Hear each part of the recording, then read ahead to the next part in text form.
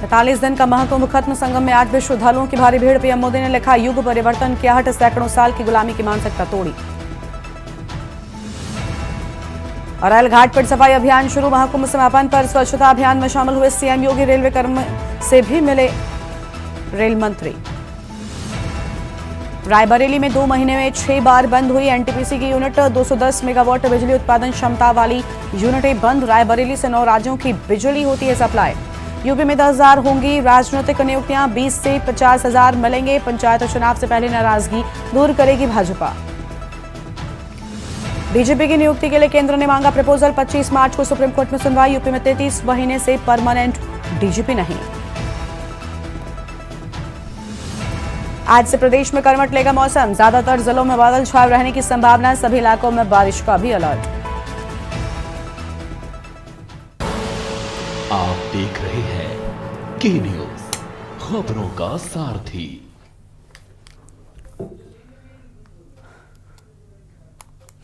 नमस्कार, आप देख रहे हैं के न्यूज इंडिया, मैं हूं आपके साथ गरिमा। खबरों में आगे बढ़ेंगे उससे पहले सीधा प्रयागराज से मुख्यमंत्री को सुनते हैं।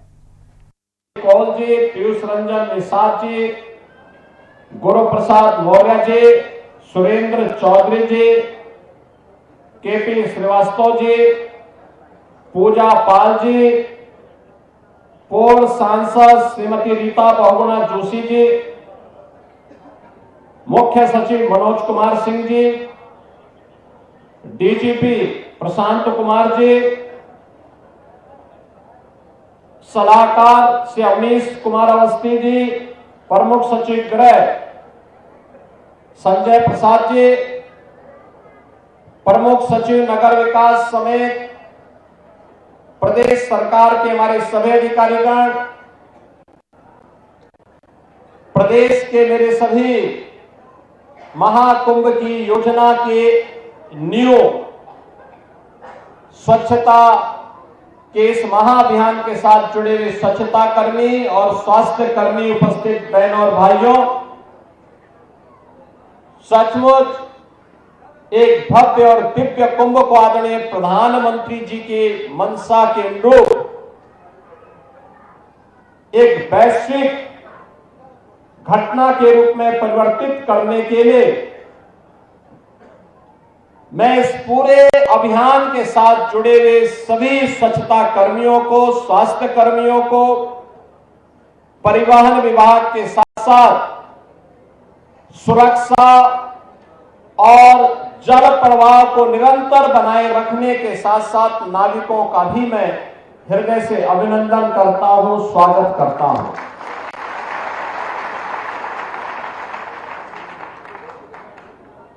टीम भावना से जब कोई कार्य होता है तो उसके परिणाम ऐसे ही होते हैं जैसे प्रयागराज महाकुंभ के आज हम सबके सामने है। नए भारत का नया उत्तर प्रदेश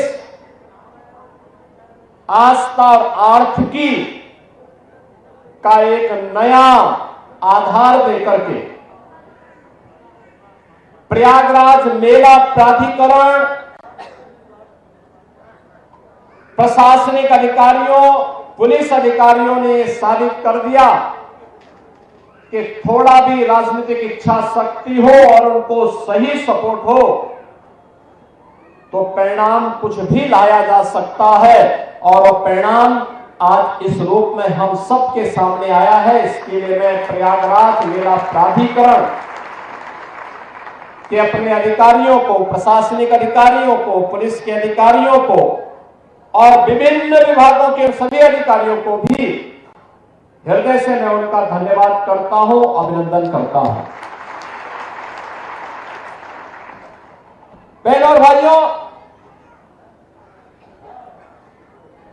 शुरुआत में ही प्रधानमंत्री जी 13 दिसंबर को प्रयागराज महाकुंभ के इसका शुभारंभ करने के लिए यहां की परियोजनाओं का उद्घाटन करने के लिए आए थे।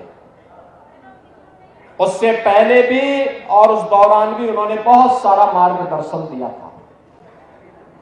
भारत सरकार के सभी अधिकारीगण और सभी मंत्रालय इस आयोजन को उत्तर प्रदेश सरकार के साथ मिलकर के सफलता की नई ऊंचाई तक पहुंचाने के लिए प्राण प्रण से जुटे थे।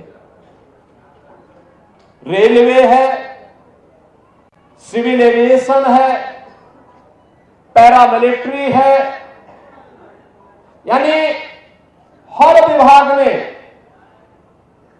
अपने स्तर पर इस आयोजन में भरपूर सपोर्ट किया, सहयोग किया और इसमें आर्थिक रूप से भी सहयोग करते हुए प्रयागराज की कायाकल्प को करने के लिए सड़क परिवहन मंत्रालय ने भी जो योगदान किया, आज महाकुंभ के बहाने प्रयागराज सिटी एक आधुनिक सिटी और स्मार्ट सिटी के रूप में चमक रही है। मैं जब यहां पर आपका अभिनंदन कर रहा हूं तो मैं इसके लिए आज प्रयागराज वासियों का भी अभिनंदन करूंगा, जिन्होंने पिछले 2 महीनों के अंदर बिना किसी संकोच के इस पूरे आयोजन को अपने घर का आयोजन माना। मुझे मालूम है जिस सिटी में 20 से 25 लाख लोग रहते हैं, उस सिटी में अचानक 5 करोड़ 8 करोड़ लोग आ जाएंगे, क्या स्थिति होगी। जिस घर में 5 सदस्य रहते हैं, अचानक 10 लोग आ जाए तो हालत खराब होती है। और यहां तो 20-20 गुना लोग आ रहे थे सिटी में, लेकिन प्रयागराज वासियों ने पूरे धैर्य के साथ, हंसी खुशी के साथ कहा कि नहीं साहब, ये तो हमारा अपना आयोजन है। और प्रयागराज से ही प्रेरित होकर के पूरे प्रदेश में इतना बड़ा आयोजन, जिस मार्ग से तीर्थ यात्री और श्रद्धालु गए, पूज्य संत गए, उनके अभिनंदन के लिए, उनके अभिवादन के लिए, उनके स्वागत के लिए उत्तर प्रदेश वासी वहां पर उमड़ते हुए दिखाई देते थे। उनके स्वागत के लिए, उस धरती का धूल चूमने के लिए वह वहां पर उतावले से प्रतीक्षा करता था, उनका स्वागत करता था, आतिथ्य सत्कार करता था। यह उत्कृष्ट उदाहरण जो प्रस्तुत किया है उत्तर प्रदेश वासियों ने, मैं इसके लिए उत्तर प्रदेश वासियों को भी हृदय से अभिनंदन करता हूं, उनका स्वागत करता हूं। बहनों और भाइयों, महाकुंभ ने उत्तर प्रदेश के अंदर आध्यात्मिक टूरिज्म के कई सर्किट दे दिए। एक प्रयागराज से मां विंध्यवासिनी का धाम होते हुए काशी का, जैसे प्रयागराज में 13 जनवरी से 26 जनवरी तक पूरा समागम था, करोड़ों की संख्या में। कोई दिन ऐसा नहीं था जिस दिन मिनिमम 1.5 करोड़ श्रद्धालु न रहे हो, और ये संख्या 10 करोड़ तक पहुंची थी।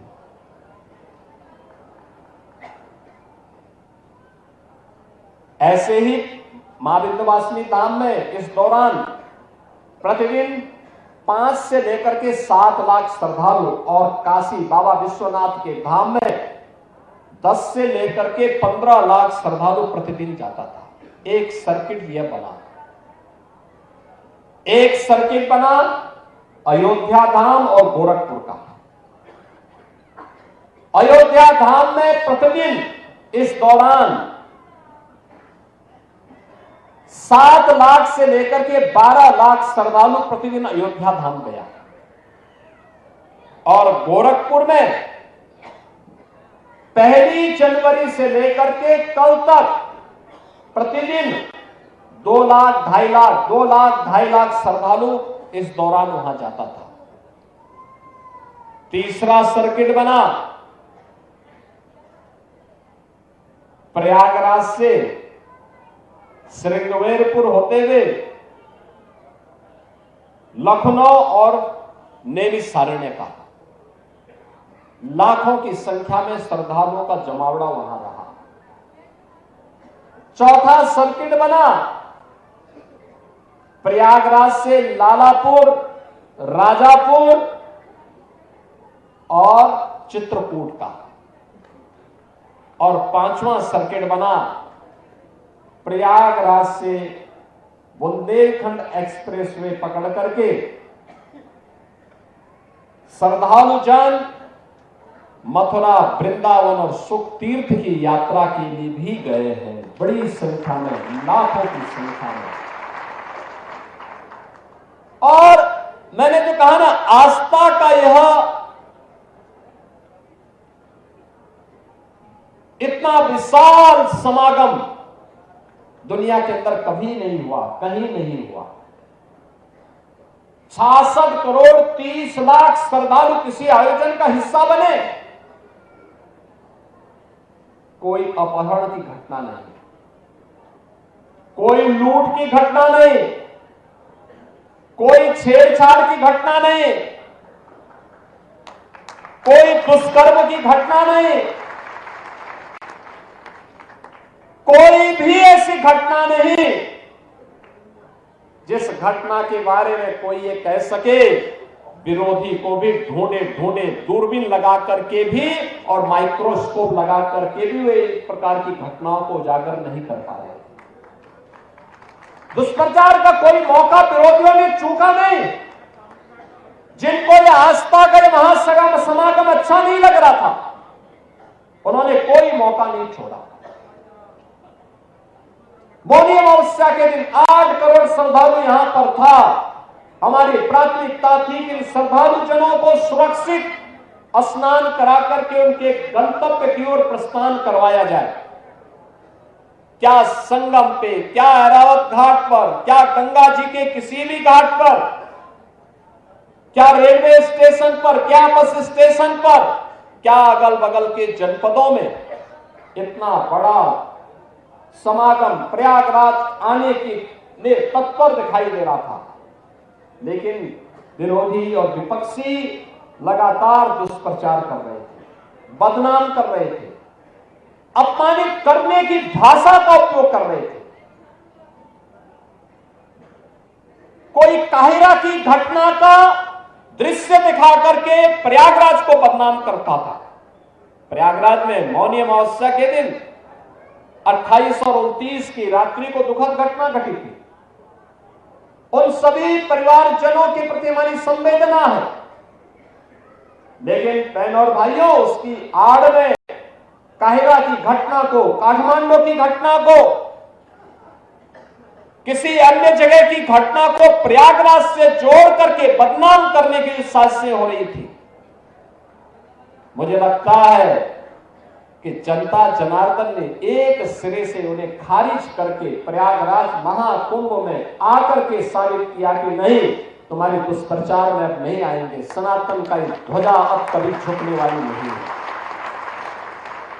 और जो भी प्रयागराज आया उसने 2 बातों की चर्चा जरूर की, जिसका उल्लेख आदरणीय प्रधानमंत्री जी ने अभी हाल ही में मध्य प्रदेश में अपने उद्बोधन में कहा। उन्होंने कहा था जो भी प्रयागराज आया उसने स्वच्छता की और स्वच्छता कर्मियों की सराहना की, और जो भी प्रयागराज आया वह प्रयागराज में पुलिस के व्यवहार की तारीफ की है, उसकी सराहना की है।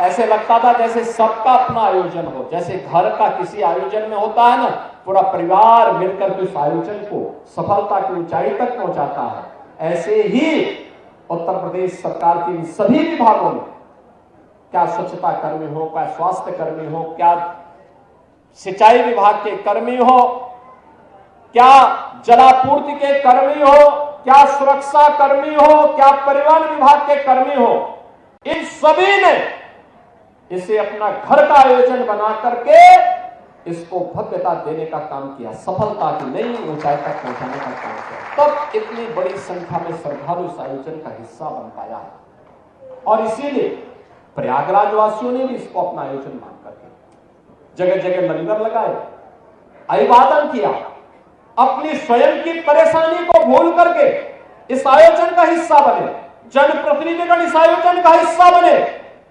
और आज तक आर्थिकी का एक नया संदेश महाकुंभ प्रयागराज में दे दिया कि नहीं, आस्था है जिसके बारे में भगवान वेद व्यास ने 5000 साल पहले कहा था। उन्होंने कहा था उस समय भगवान वेद व्यास 5000 साल पहले एक ऐसे महर्षि हुए थे, त्रिकालदर्शी ऋषि हुए थे, जिन्होंने भारत के वैदिक ज्ञान की परंपरा को लिपिबद्ध करके आने वाली पीढ़ी को दिया था, एक संहिताबद्ध करने का काम किया था। भारत के अंदर वेदों को संहिताबद्ध करने का कार्य रहा हो, पुराणों और पुराणों को लिखने की शैली वर्तमान पीढ़ी को देने के लिए इसकी शुरुआत भगवान वेद व्यास ने की।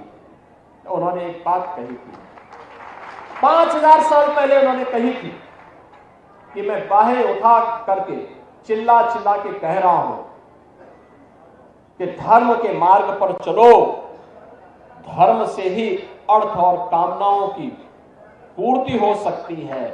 और प्रयागराज महाकुंभ ने भगवान वेदव्यास की इस वाणी को सत्य साबित किया है। लाखों रोजगार मिले हैं। उत्तर प्रदेश की अर्थव्यवस्था में एक नया आयाम छूने के लिए उतावला दिखाई दे रहा है। कौन नहीं आया, किसने नहीं किया? शिवालिक पार्क नगर निगम ने बनाया, जितना इन्वेस्ट किया था उससे कई गुना उसने मुनाफा कमा लिया। ऐसे ही अन्य तमाम स्थानों पर ये चीजें हमें देखने को मिली। और मुझे तो सबसे अच्छा यह लगा कि जब खन्ना जी 80 साल की उम्र में अपने को कहने लगे कि अब मैं तो 60 साल का हो गया, यानी अपनी उम्र को उन्होंने 20 वर्ष कम करके दिखाया है कि अगले कुंभ में भी वह आपके साथ यहां पे कुंभ में हिस्सेदारी बनने के लिए पूरी तत्परता के साथ काम करना चाहते हैं। बहन और भाइयों, आज जब यहां पर इस कार्यक्रम का हिस्सा बन रहे हैं, मैं आप सबसे कुछ बातें कहना चाहूंगा। और वह यह कि आयोजन, घर का आयोजन हमारा संपन्न हुआ, ये बड़ा आयोजन संपन्न हुआ। अब इस स्वच्छता को नए सिरे से प्रस्तुत करना, 66 करोड़ श्रद्धालु जहां आए हो, अभी भी आ रहे हैं, आज भी काफी बड़ी संख्या में लोग हैं। स्वच्छता का विशेष अभियान चलाना। और मैं कहूंगा आज हमने शुरुआत की है, और मैं चाहूंगा सभी माननीय जनप्रतिनिधिगण, प्रशासनिक अधिकारीगण, मेला प्राधिकरण, पुलिस अधिकारीगण, सभी लोग इस अभियान के साथ जुटे। एक एक चीज को साफ करना, मां गंगा के प्रति हमारी कृतज्ञता ज्ञापित होनी चाहिए।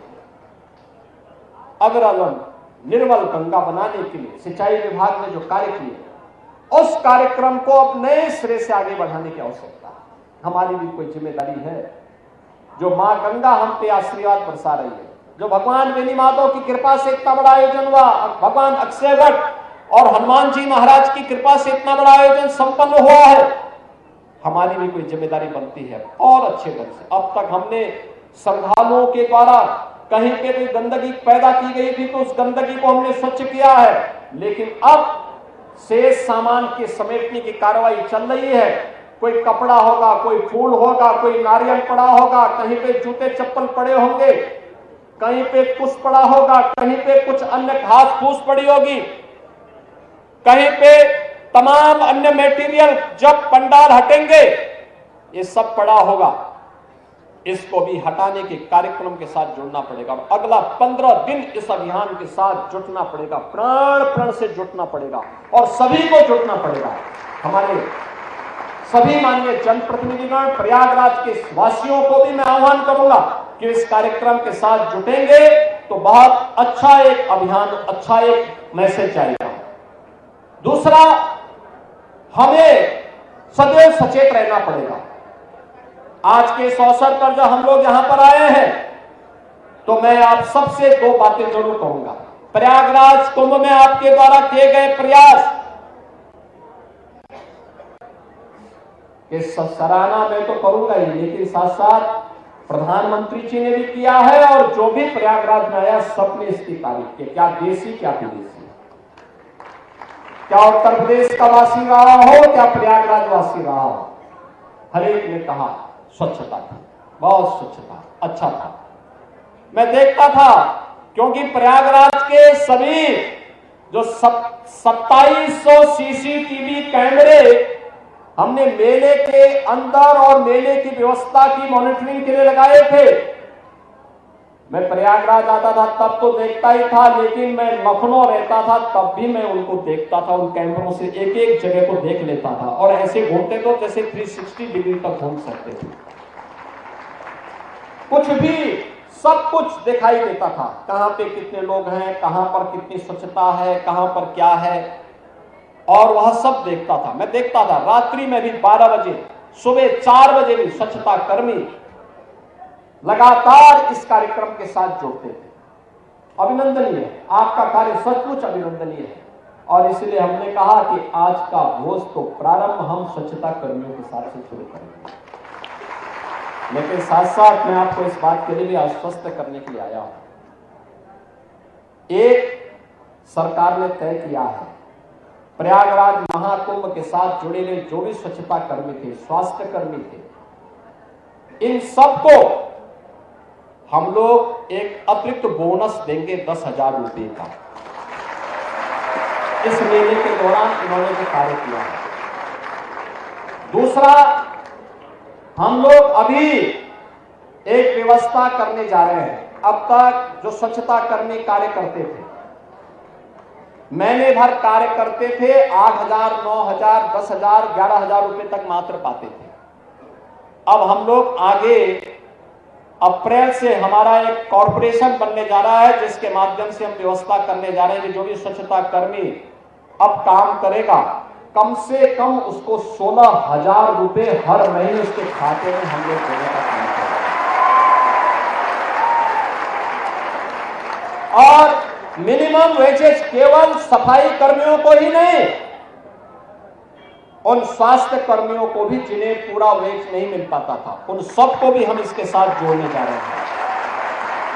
प्रदेश के अंदर जितने भी ऐसे कर्मचारी होंगे जो नहीं पाते थे, हम उस कॉर्पोरेशन के माध्यम से सीधे बैंक में उस कर्मचारी के बैंक खाते में पैसा देने का काम करेंगे। इसीलिए मैं वित्त मंत्री जी को बुलाया है, और अच्छा हुआ कि उन्होंने आज अपने को 60 साल का कहा है, तो 60 साल का उनका कार्य अब दिखेगा। क्योंकि अगर वे 80 साल बोल देते तो फिर तो लगता था कि वो बोलते रहे, लेकिन अब वो भूलेंगे नहीं, अब एक कार्य जरूर होगा। इसीलिए हम लोग इस कार्यक्रम के साथ जुड़े हैं। दूसरा है कि हम लोग जैसे एक कार्यक्रम आगे बढ़ेगा, हर उस कर्मचारी को, वह स्वच्छता कर्मी हो, स्वास्थ्य कर्मी हो या अन्य कोई भी कर्मचारी, उसको हम आयुष्मान भारत की 5 लाख रुपए की या मुख्यमंत्री जन आरोग्य योजना की 5 लाख की योजना के साथ जोड़ेंगे, जिससे फ्री में 5 लाख रुपए तक की स्वास्थ्य बीमा उसे प्राप्त हो सके। और ये जो पैसा आपको मिलेगा, ये सीधे आपके पास जाएगा। ये बोनस जो घोषणा हो रही है, ये भी आपके पास जाएगा, और आने वाले समय में भी ये व्यवस्था आपको मिलेगी। बस जिस तन्मयता के साथ आपने कार्य किया है, इसको इसी तन्मयता के साथ लगने की आवश्यकता है। और अर्थव्यवस्था के बारे में तो कहना ही क्या है, दुनिया बहुचक है, आश्चर्यचकित है कि प्रधानमंत्री मोदी जी का मार्गदर्शन भारत को दुनिया की 5वीं बड़ी अर्थव्यवस्था बनाया है, और ये उन्हीं का मार्गदर्शन है। ये पहले भी संभावना थी, पहले के लोगों ने भारत की आस्था को सम्मान नहीं दिया, पहले की सरकारों ने भारत की आस्था को महत्व नहीं दिया। क्या प्रयागराज, क्या काशी, क्या अयोध्या, क्या मथुरा वृंदावन, क्या चित्रकूट, क्या गोरखपुर, क्या नैमिषारण्य, क्या सुखतीर्थ, क्या मां विंध्यवासिनी का धाम, हर ओर आज जो एक नई आस्था के साथ साथ अर्थव्यवस्था का आधार बना है, ये अद्भुत है। दुनिया अचंभित है, लालायित है, और केवल भारत ही नहीं, बहनों और भाइयों, दुनिया के अंदर के 1 दर्जन देशों के तो मंत्री या राष्ट्राध्यक्ष भी इस आयोजन का हिस्सा बने और 74 देशों के एम्बेसडर और हाई कमिश्नर भी आयोजन का हिस्सा बने। यानी पहली बार 80 से अधिक देशों के लोग इस आयोजन में भागीदार बन करके जो आया अभिभूत होकर के गया। 66 करोड़ 30 लाख की आबादी दुनिया के अंदर भारत और चीन के अलावा किसी अन्य देश के पास नहीं। चीन में लोकतंत्र नहीं, इसलिए सच्चाई सामने नहीं आती। भारत अकेला दुनिया का लोकतंत्र है जहां हर प्रकार की धार्मिक स्वतंत्रता का अधिकार है, अभिव्यक्ति की स्वतंत्रता का अधिकार भी है। और बहनों और भाइयों, आपको आज सम्मानित करते हुए और आपके साथ सहभोज में हिस्सा बनते हुए मेरा पूरा मंत्रिमंडल अभिभूत है और प्रधानमंत्री मोदी जी के प्रति आभार व्यक्त कर रहा है कि उन्होंने दुनिया को एक नई राह दिखाई है कि आध्यात्मिक टूरिज्म भी अर्थव्यवस्था का एक मजबूत आधार बन सकता है। वह ये जो विजन है ये प्रधानमंत्री मोदी जी का विजन है और उन्हीं के विजन को हमने जमीनी धरातल पर उतार करके उत्तर प्रदेश के अंदर महाकुंभ के भव्य और दिव्य आयोजन को आगे बढ़ाने का काम किया है। मैं आदरणीय प्रधानमंत्री जी के द्वारा जो भी मार्गदर्शन दिया गया था और जो हमारी प्रदेश सरकार ने उसके लिए केंद्र सरकार के साथ मिलकर के रोड मैप तैयार किया था, उसको प्रयागराज मेला प्राधिकरण के मेलाधिकारी, यहां के मंडलायुक्त, यहां के जिलाधिकारी, सुरक्षा की दृष्टि से एडिशनल डीजी, सीपी, डीआईजी मेला, एसएसपी मेला और अन्य तमाम विभागों ने लखनऊ से समय समय पे आकर के चीफ सेक्रेटरी, डीजीपी, प्रमुख सचिव गृह, प्रमुख सचिव नगर विकास, प्रमुख सचिव सिंचाई, प्रमुख सचिव नमामि गंगे, प्रमुख सचिव स्वास्थ्य या जिस भी विभाग के प्रमुख सचिव से एमएसएमई, जिनसे भी कहा गया, मैं रात्रि को 10 बजे कहता था, सुबह में जानकारी लेता था कि वे क्या आगे उनसे क्या पूछा जाए, तब तक पता लगता था सुबह 6 बजे मुझे रिपोर्ट मिलती थी कि फलाने प्रमुख सचिव प्रयागराज पहुंच गए। प्रमुख सचिव नगर विकास, चेयरमैन पावर कारपोरेशन, वो तो यहाँ मंडलायुक्त भी थे। 2019 के महाकुंभ के प्रयागराज कुंभ के आयोजन को उनकी यहां पर जब ये मंडलायुक्त थे उस दौरान वह आयोजन हुआ था और उस दौरान इस बार भी समय समय पर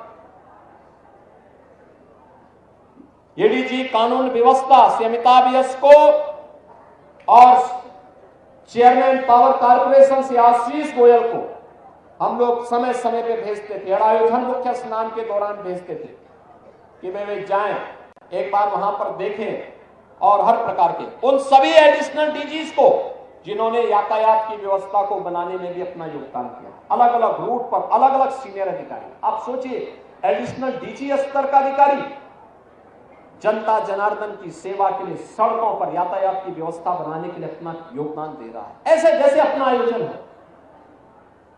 बहनों भाइयों, यह अभिभूत करने वाला क्षण है।